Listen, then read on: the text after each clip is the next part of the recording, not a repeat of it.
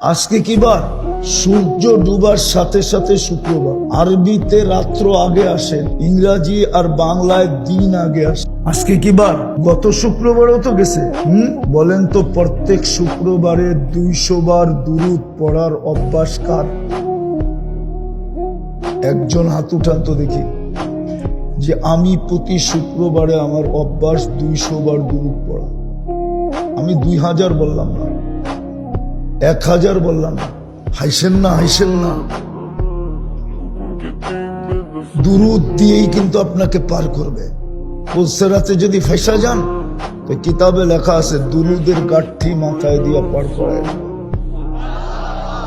দুরূদের গাঠি আপনাকে বডিগার্ড হয়ে পার করাবে।